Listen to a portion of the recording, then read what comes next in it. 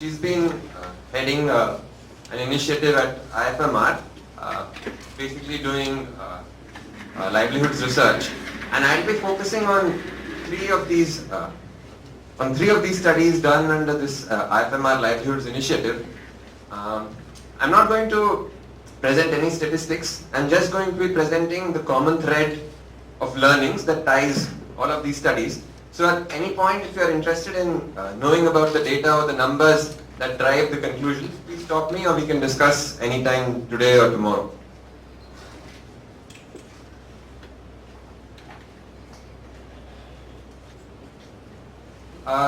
So this is roughly the outline of the presentation today. I'll quickly describe what the livelihoods program is at IFMR LEAD. I'll give a one-slide description of the three studies that I'm going to talk about, and then spend 5 minutes on some general perspectives and general learnings that have come out of these. So what is the IFMR livelihoods program about? This came about, I think, largely by discussions between Dr. Ajit Kanitkar and Deepthi Kesi at IFMR. So the idea was that there's been a lot of research that happens regularly at IFMR and lots of institutions in India, but most of this is demand supply driven, in the sense that the researcher forces his or her idea onto a team that is working on the ground and says, I want to study this and publish a paper. So I'll just quickly describe the three studies from which I'll draw all of my conclusions today. The first of these was commissioned by Pradhan almost a year and a half ago now. And the study covered, it was basically a socio-economic survey of 3,000 households in the central tribal belt of India. So 155 villages were covered, spread across 7 districts: Bastar, Kanker in Chhattisgarh, Mandla and Shahdol in Madhya Pradesh, Koraput in Orissa, Sirohi in Rajasthan, and Midnapur in West Bengal. The idea was basically, so Pradhan wanted to get a sense of what was the socio-economic situation of women, what were the rights-related problems and challenges they were facing, what were infrastructure challenges they were facing, and what were the ways that Pradhan could sort of maybe modify their interventions going forward in the next few years. The second of these studies is a case study with the Puduvarru project in Tamil Nadu. So this is basically a community-led skills program for poor in Tamil Nadu. The idea of this case study was to figure out how do participants learn or decide or choose to participate in a government program. When is the participation strongest? Are there certain situations when a person's relationship to a panchayat president or a panchayat clerk enables them more to participate in a government-led program? So the idea was to basically see what sort of relationship with government functionaries, with program functionaries, enables people to participate better. The last of the study was with Jivika in Bihar, and this was a case study done to figure out why are there certain programs and interventions for which women stick for 3 years, 4 years, 5 years, whereas there are other programs that start with a big bang, but after 6 months most women have dropped off from the program. So this was looking at reasons as to why people take up certain programs they fall out very quickly. So this was done with 600 SHG women spread across 24 villages. The study also talked to a number of Jivika staff, government functionaries and village resource persons as well. So what did we learn? So in total, the three studies together have spoken to roughly around 5,000 people between villagers and government officials. And so there's a massive data from which it's very easy to actually, if you look at the data and the reports, which I can share after my presentation, there's a very common thread that runs across all of this. And so those are the ones that I try to present here. So one of the big learning from all these is great access, excellent teaching and excellent knowledge about the program does not ensure participation. And just as a headline that I want to pull up, right? For example, the Jan Dhan program, right? There are a huge number of accounts that were created, but if you look at the account usage, it's 30%, right? And that is typically the case with many programs for rural development as well. Women and men, even with knowledge, even with access, many times do not participate. So it's possible that there are other access barriers. There could be family-related access barriers, there could be psychological access barriers, but there are many barriers, and just plain access does not ensure participation.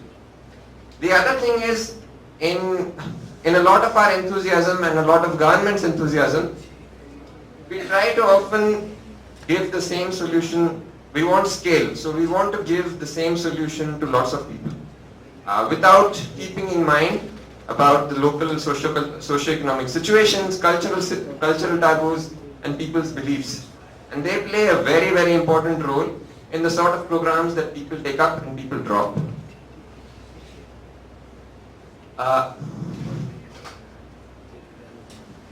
The other big thing that I think has been discussed a lot in the morning, right? Trainers matter a lot. In fact, in the Jivika study, as well as in the Tamil Nadu study, we found that if the trainers are interested, motivated, and they're good, people tend to stick on with the program. Whereas if the trainer himself or herself is demotivated after a while because of any reason, maybe they're not remunerated properly, maybe they were not trained properly, people who are associated with that particular trainer drop off that program very quickly, especially women. So women like to work with trainers, with support people who are themselves confident, who are trained well.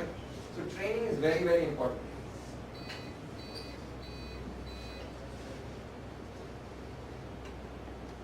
The other big question, and this is more of a question than a comment than anything that has come out of the study, is groups currently, SLG groups or many other groups, are all first formed around savings of credit, right? This by definition means that the weakest and the poorest of the poor get left out because they don't relate to the ability to be able to take loans or the ability to be able to save. And so, do we need a new paradigm or new thinking to include these people as well? Fine. We are targeting an audience that is at least more literate than the previous generation or has at least been to school. But then there are still lots and lots of challenges. As those of us who work in the field know, the plight of rural and urban women in India in general is not good at all. There's a lot of lack of freedom, access to financial rights, and use of their rights is very low. Domestic violence is high. As Man mentioned, poor hygiene and reproductive health, lots of women and men in India suffer from diseases that are easy to prevent. Simple hygiene can solve a lot of problems. The reason I highlight this is health is one of the reasons because of which people fall off into poverty trap very regularly, right? And very easily. So whatever livelihoods we are trying to supply to people or help them with, we have to take care of their basic health. Otherwise, any effort on the livelihoods front does not move you forward much. The other big challenge is that girls are, a slide ago I said, great, girls and boys are now going to school. So the problem is girls are dropping out very quickly after primary school. Very quickly. The other, even bigger problem is mothers have very low expectations for their daughters. So compared to sons, mothers are still having low expectations for their daughters. And they really don't want their daughters to go to school after primary school. So if you look at the dropout after primary to secondary, it's huge. And so that leaves us with a few open questions. Is there any new thing? Sorry? Is there any new thing? No, so these are the major. So I'd like to leave with some big questions, right? Do we need new ways to mobilize the weakest and the poorest. We've mobilized a lot of women through the SHG program. How do we mobilize the poorest? How do we make group functioning democratic?